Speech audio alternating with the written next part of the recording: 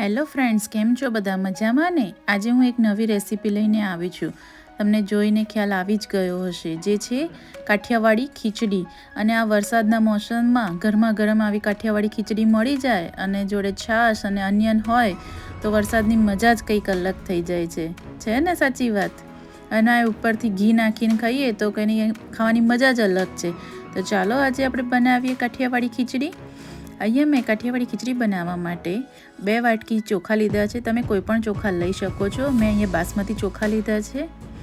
અને આ ખીચડીમાં ચોખાનું પ્રમાણ ઓછું હોય છે ને દાળનું પ્રમાણ વધારે હોય છે. અહીંયા મેં પીળી ફોતરાવાળી મગની દાળ લીધી છે 1 વાટકી, 1 વાટકી ફોતરાવાળી મગની દાળ લીધી છે, 1 વાટકી ચણાની દાળ લીધી છે અને 1 વાટકી જેટલી તુવેરની દાળ લીધી છે. અહીંયા તમે જોઈ શકો છો બધી દાળનું પ્રમાણ 1 વાટકી સેમ જ છે. તો તમારે પણ આવી જ રીતે સેમ વાટકીથી માપ લેવું. અને આને ધોઈને મેં અડધી કલાક માટે મૂકી દીધી છે. હવે આપણે એને બાફવા માટે પ્રેશર કુકર લઈશું.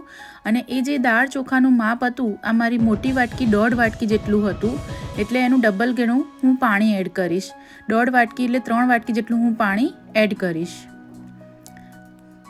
હવે પાણી થોડું ગરમ થાય એટલે આપણે એમાં આ જે દાળ ચોખા પલાળેલા હતા એ આપણે એમાં એડ કરી લઈશું.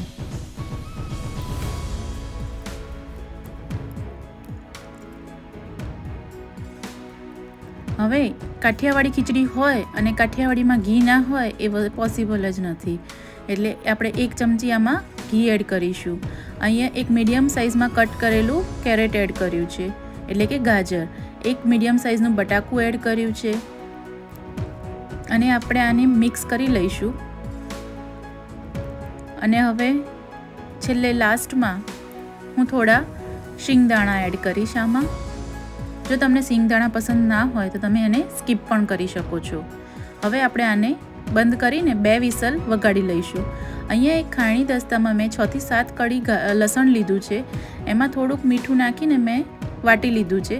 હવે આ એક અડધી ચમચી જેટલું મેં કાશ્મીરી મરચું એડ કર્યું છે, જેથી એનો કલર એકદમ રેડ આવશે. અને આ લસણની ચટણી આપણે તૈયાર કરી દીધી છે. અહીંયા મારી કુકરની 2 સીટી થઈ ગઈ છે. તો તમે અહીંયા જોઈ શકો છો કે આપણી ખીચડી બફાયેલી તૈયાર થઈ ગઈ છે. હવે આપણે આના માટે એક વઘાર તૈયાર કરીશું. જેના માટે મેં અહીંયા એક કઢાઈ લીધી છે અને એની અંદર પણ આપણે વઘાર ઘીનો જ કરીશું. જો તમને ઘી પસંદ ના હોય તો તમે તેલનો કરી શકો છો, પણ કાઠિયાવાડી ખીચડી છે એટલે ઘીમાં જ સારી લાગે છે, એટલા માટે હું ઘીનો જ યુઝ કરું છું.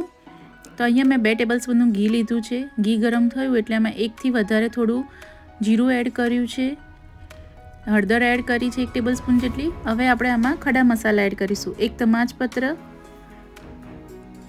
1 મોટી ઇલાયચી, 1 લાલ સૂકું મરચું, 2 લવિંગ અને 2 મરી એડ કરીશું. જો તમને આ ખડા મસાલા પસંદ ના હોય તો તમે ગરમ મસાલો પણ એડ કરી શકો છો.